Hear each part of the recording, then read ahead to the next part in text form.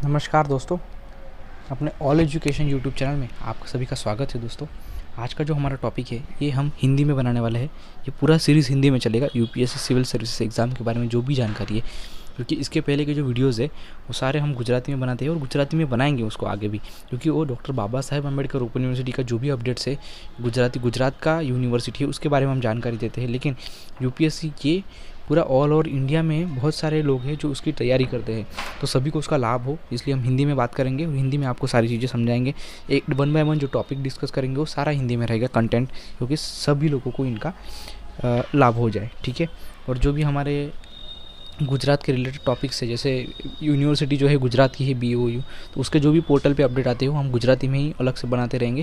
लेकिन प्लस हमारे चैनल का नाम ही है ऑल एजुकेशन। हम सारे टाइप्स का जो भी हमारे द्वारा हो सके वो सारा हम आपसे आप तक पहुंचाने का ट्राई करेंगे। ठीक है। तो यूपीएससी के बारे में भी मुझे जितनी जानकारी है उसके बारे में मैं आपको आज बताने वाला हूँ। तो 1 बाय 1 हम क्या करेंगे, सबसे पहले प्रीलिम्स का सिलेबस देखेंगे, फिर हम मेंस का टॉपिक वाइज सिलेबस देखेंगे, paper wise GS1 GS2 GS3 GS4 paper wise हम सिलेबस देखेंगे।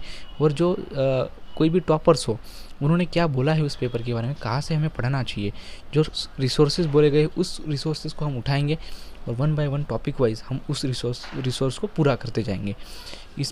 अगर ऐसे हम करते जाएंगे तो हमारा जो सिलेबस है वो हम एक बार में ख़त्म करेंगे। दूसरी बार हम क्या क्वेश्चन पेपर जो है वो सॉल्व करेंगे, उसको रिवाइज करेंगे। इस टाइप का हम स्ट्रेटजी रखेंगे।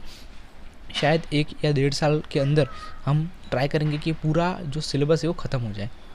ठीक है ना। जो भी तैयारी कर रहे हो स्टूडेंट हो, हम पहले से स्टार्ट करेंगे, तो आप आज से ही इस चैनल को सब्सक्राइब कर लीजिए। यहीं से हम स्टार्ट करेंगे जर्नी को। ठीक है। अब दिवाली का टाइम है, शायद वीडियोस 2-3 कम आ जाए। ठीक है। मैं आज ट्राई कर रहा हूँ कि प्रीलिम्स का हम सिलेबस यहाँ पे ख़त्म कर दें। क्या टॉपिक्स दिए गए जस्ट एक बार नज़र हम उसके ऊपर से एक नज़र मार ले कि ये प्रीलिम्स का सिलेबस है। फिर हम डिटेल में उसको डिस्कस करेंगे कि क्या रिसोर्सेज होने चाहिए, टॉपर्स ने क्या बोला है उसके बारे में, टॉपर्स के बारे में भी हम उनको जो ब्लॉग्स लिखे होते हैं वो भी देखेंगे। तो उसके हिसाब से हम आगे चलेंगे। ठीक है दोस्तों, तो शुरू करते हैं। दोस्तों, आज का जो वीडियो है हम जाएंगे प्रीलिम्स के सिलेबस के ऊपर। तो उस प्रीलिम्स का एक बार हम नज़र मार लेते हैं सिर्फ सिलेबस के। ठीक है। हम छोटे छोटे शॉर्ट्स वीडियो ही बनाएंगे आपके लिए। ठीक है। ज़्यादा लंबा वीडियो नहीं बनाएंगे, क्योंकि ज़्यादा लंबा वीडियो होने के बाद हमारा मन नहीं लगेगा वीडियो देखने के लिए। ठीक है ना। तो चलो हम डायरेक्टली जाते हैं प्रीलिम्स के सिलेबस के ऊपर, वहाँ से हम समझते हैं क्या टॉपिक्स दिए गए हैं। देखिए दोस्तों, अभी आपको स्क्रीन के ऊपर दिखाई दे रहा है पेपर 1। ठीक है ना। GS का पेपर होता है ये। ठीक है। ये है पेपर 1 GS का पेपर होता है।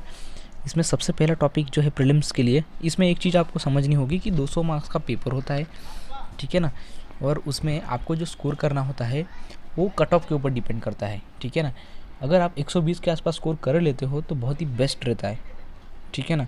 उसके आप सेफ स्कोर के आसपास पहुंच जाओगे। लेकिन हम अगर 1-2 साल का कट ऑफ देखें तो वो 99-100 के आसपास कुछ स्कोर जा रहा है। ठीक है ना। आप 105-110 करते हो इसके हिसाब से तो भी आप प्रीलिम्स क्वालिफाई कर सकते हो। अभी देख लेते हैं, क्योंकि ये पेपर 1 है वही आपकी जगह तय करता है आप मेंस लिखोगे या नहीं। ठीक है। हम अभी ऐसा ज़रूरी नहीं कि आज हम इस वीडियो को देख रहे हैं और आज ही हमें सब कुछ पता चल जाए, क्योंकि मैंने भी जब यूपीएससी का जर्नी स्टार्ट किया था, जब मैंने देखने का शुरुआत की थी, कुछ पता नहीं चला था। लेकिन जैसे टाइम बीतता गया सब एनालाइज करता गया और उसके हिसाब से मुझे उसका नॉलेज आते गया। ठीक है ना। ऐसे ही सबके साथ होता है। तो हम देखेंगे सबसे पहला टॉपिक है current events of national and international importance. उसका हिंदी में भी अनुवाद लिखा है राष्ट्रीय और अंतर्राष्ट्रीय महत्व की सामयिक घटनाएं। ठीक है ना। राष्ट्रीय और अंतर्राष्ट्रीय सामयिक घटनाएं जो भी होती है, मतलब करंट अफेयर से रिलेटेड टॉपिक है।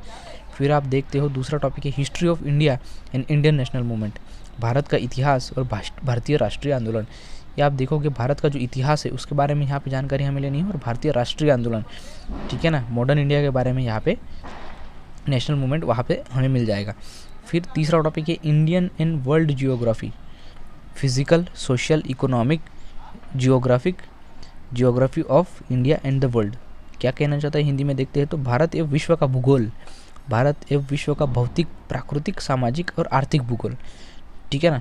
अभी ये कहाँ से हमें पढ़ना है वो सब हम डिटेल में डिस्कस करने वाले हैं, वो सारी चीज़ें हम देखने भी वाले हैं कहाँ से हमें पढ़ना है।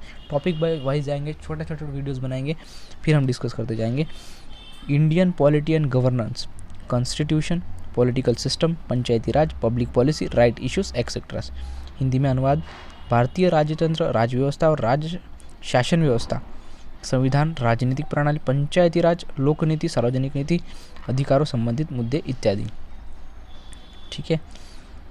फिर आता है economic and social development, economic and social development, sustainable development, poverty, inclusion, demographic, social sector and initiatives.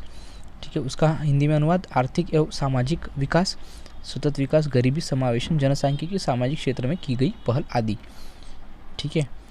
ये था 5 नंबर का टॉपिक। अब 6 नंबर का टॉपिक क्या आता है, general issues on environmental ecology, biodiversity and climate change that do not required subject specialisation.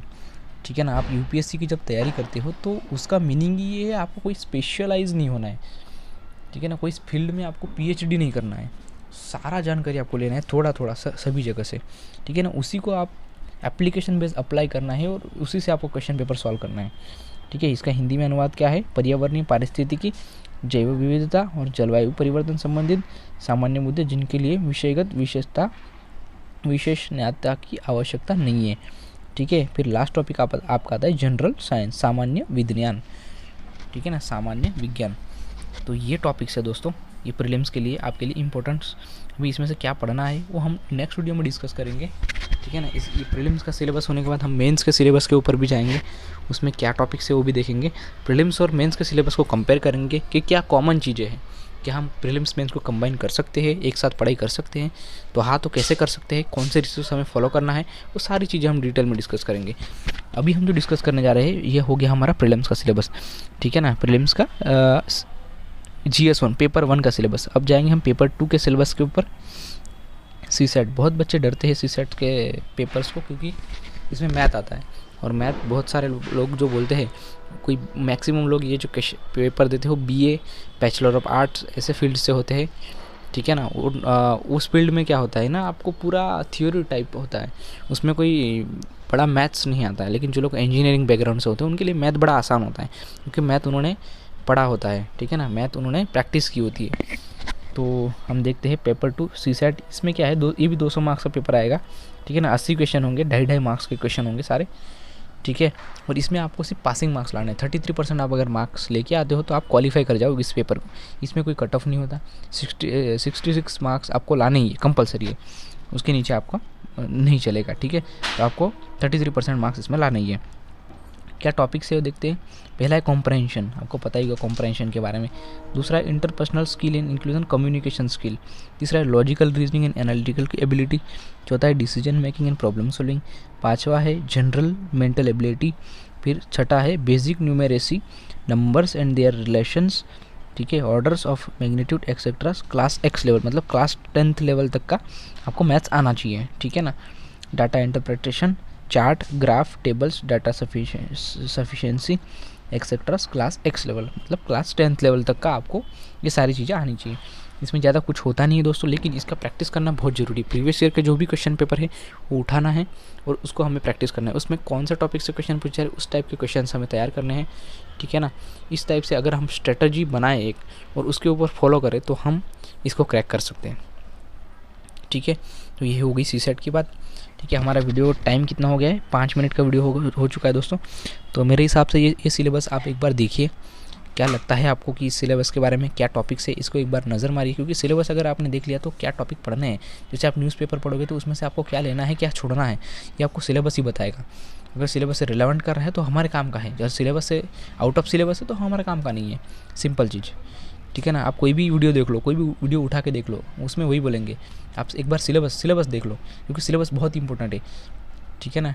कोई student first attempt में क्लियर कर लेता है, कोई स्टूडेंट 6th अटैम्प्ट में क्लियर करता है। उसका रीज़न ही वही है क्योंकि वो सारी चीज़ें पढ़ते हैं। यूपीएससी में क्या है, हमको स्पेशलाइज नहीं होना है, हमको जनरलाइज होना है। स्पेशलाइज मीन्स कोई एक फील्ड में PhD नहीं करना है, हमें सारी फील्ड से थोड़ा थोड़ा जानकारी लेना है, उसी को अप्लाई करके हमारा क्वेश्चन पेपर को सॉल्व करना है। Simple, that's all. ठीक है। इतनी चीज़ें हमें करनी है, थोड़ा थोड़ा सारी जगह से लेना है। हर एक फील्ड में हमें स्पेशलाइज नहीं होना है, ये आप एकदम क्लियर अपने माइंड में रखना। क्योंकि अगर आप हर चीज़ के भाग करने जाओगे, हर एक चीज़ में PhD करोगे तो ये एग्ज़ाम आपको निकालने का बहुत मुश्किल कर देगी। अगर आपको ये एग्ज़ाम क्रैक करना है, आप मृणाल पटेल सर के वीडियोस देख सकते हो, वो वही बोलते हैं आपको PhD नहीं करना है, सारी फील्ड से थोड़ा थोड़ा जानकारी लेना है। अब बहुत सारे स्टूडेंट्स का कमेंट्स आता है कि न्यूज़पेपर में से क्या क्या पढ़े, न्यूज़पेपर लेके पूरा दिन बैठे रहते हैं कोई स्टूडेंट तो।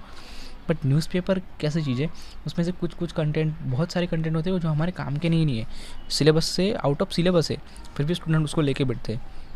अगर उस न्यूज़पेपर हमारे सिलेबस का पार्ट है, करंट अफेयर्स हमारे सिलेबस का पार्ट है, तो इसका मतलब ये नहीं कि आप न्यूज़पेपर लेके ही पूरा दिन उसी के ऊपर एनालिसिस करो। नहीं, हमें 1 घंटे में न्यूज़पेपर ख़त्म कर देना है, आधे घंटे में हमें न्यूज़पेपर ख़त्म कर देना है, टाइम को रिड्यूस करना है, ठीक है ना।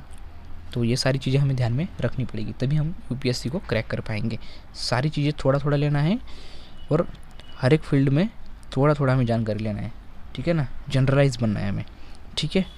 तो थैंक यू दोस्तों आज का वीडियो देखने के लिए।